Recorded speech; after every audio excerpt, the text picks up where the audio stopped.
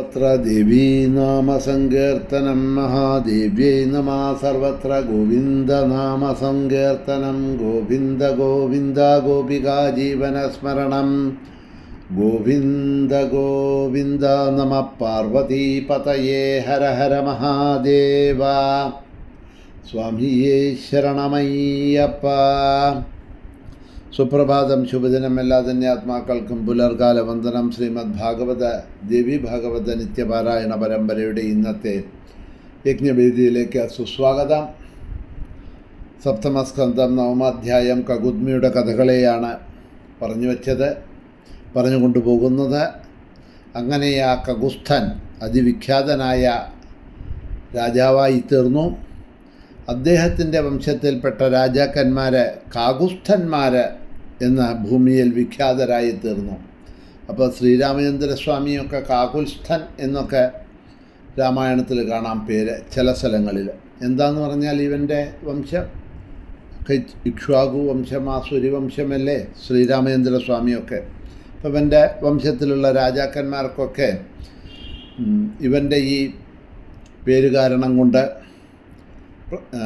പ്രതാപം യശസ്സൊക്കെ കാരണം കൊണ്ട് കാകുൽസ്ഥന്മാരെ എന്ന് അവരൊക്കെ ഭൂമിയിൽ വിഖ്യാതരായിത്തീർന്നു.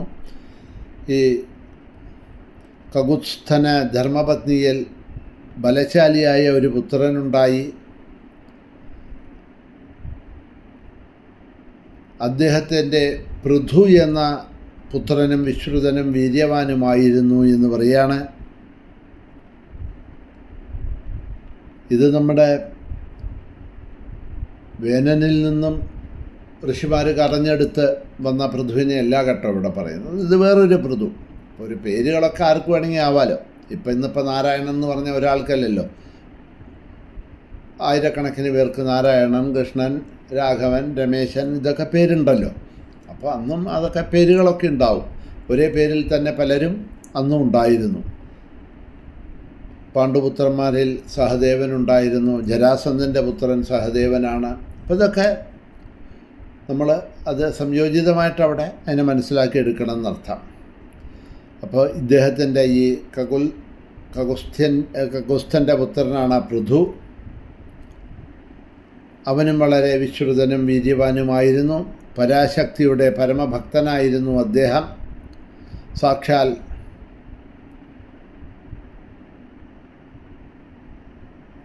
ആ പൃഥുവിൻ്റെ പുത്രനാണ് വിശ്വരന്ധി എന്ന് പറഞ്ഞ രാജാവ്. അദ്ദേഹത്തിൻ്റെ പുത്രനാണ് ചന്ദ്രൻ. ആ രാജാവിൻ്റെ പേരിലാണ് ചന്ദ്രവംശം പ്രസിദ്ധമായത്. അദ്ദേഹത്തിൻ്റെ പുത്രനായ യുവനാശ്വൻ മഹാതേജസ്വിയും അതിബലവാനുമൊക്കെ ആയിരുന്നു എന്നൊക്കെയാണ് അവിടെ പറയണത്. യുവനാശ്വന് ശാവന്തൻ എന്ന പരമധാർമ്മികനായിട്ടുള്ള ഒരു പുത്രൻ ജനിച്ചു. അദ്ദേഹമാണ് ഇന്ദ്രപുരിക്ക് തുല്യമായ ശാവന്തി എന്ന പട്ടണം നിർമ്മിച്ചത്. ഈ മഹാത്മാവായ ശാവന്തന് ബൃഹദശ്വൻ എന്ന പുത്രനുണ്ടായി. പിന്നീട് അദ്ദേഹത്തിൻ്റെ പുത്രനായിട്ട് കുവലയാശ്വൻ ജനിച്ചു. അദ്ദേഹം പിന്നീട് രാജാവായി. ദുന്ധു എന്ന അസുരനെ അദ്ദേഹം കൊന്നതുകൊണ്ട് അദ്ദേഹത്തിന് ദുന്ധുമാരൻ എന്നും പേരുണ്ട് എന്ന് പറയാണ്. ആർക്ക്? ഈ കുവലയാശ്വന്. ഈ ദുന്ധുമാരൻ അഥവാ കുവലയാശ്വൻ അദ്ദേഹത്തിൻ്റെ പുത്രനാണ് ദൃഢാശ്വൻ. അദ്ദേഹം പിന്നീട് രാജ്യം പരിപാലിച്ചു. ദൃഢാശ്വൻ്റെ പുത്രൻ ഹര്യശ്വൻ എന്ന് പറഞ്ഞ കീർത്തി കേട്ടവനാണ്. ഈ ഹര്യശ്വൻ്റെ പുത്രൻ നികുംഭൻ. അദ്ദേഹം പിന്നീട് സൂര്യവംശത്തിലെ രാജാവായിട്ടിരുന്നിട്ടുണ്ട്. ഈ നികുംഭൻ്റെ പുത്രൻ ബഹർണാശ്വൻ. അദ്ദേഹത്തിൻ്റെ പുത്രൻ കൃശാശ്വൻ. കൃശാശ്വൻ്റെ മകനാണ് അതിബലവാനും സത്യസന്ധനുമായിട്ടുള്ള പ്രസേനജിത്ത്.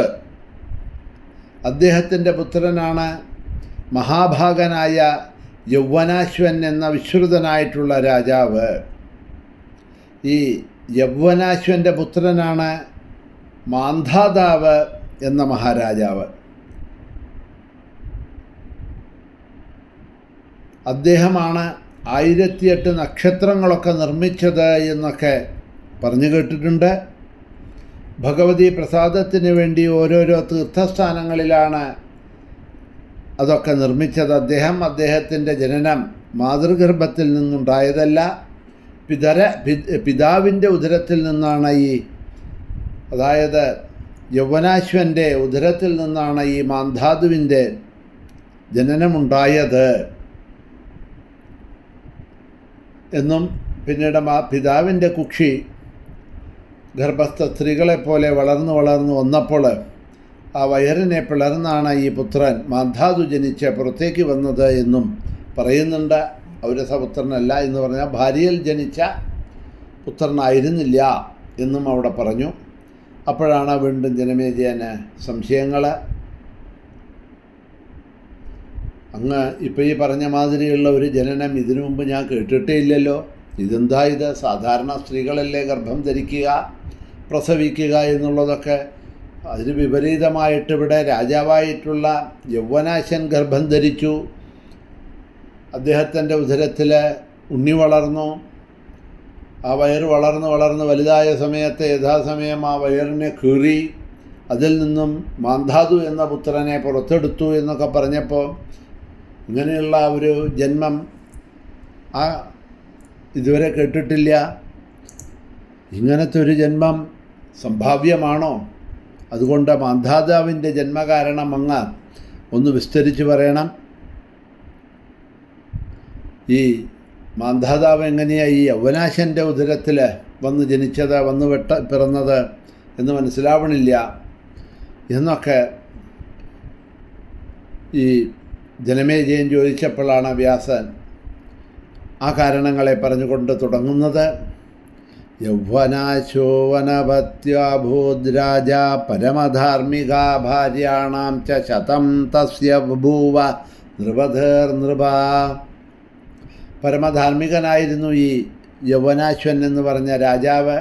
പക്ഷേ അനപത്യനായിരുന്നു എന്ന് പറയാം. അനപത്യൻ എന്ന് പറഞ്ഞാൽ സന്താനങ്ങൾ ഇല്ലാത്തവനായിരുന്നു. അദ്ദേഹത്തിന് 100 ഭാര്യമാരൊക്കെ ഉണ്ടായിരുന്നു. എന്നിട്ടും സന്താനഭാഗ്യം ഇല്ലാതിരുന്നത് കൊണ്ട് അദ്ദേഹം സദാ അതിനെക്കുറിച്ച് ആലോചിച്ച് ദുഃഖിച്ചു കൊണ്ടിരുന്നു. ഇങ്ങനെ സന്താനത്തിന് വേണ്ടി ദുഃഖിച്ചു കൊണ്ടിരിക്കുന്ന യവനാശ്വൻ ഒരിക്കൽ വനത്തിൽ പോയി.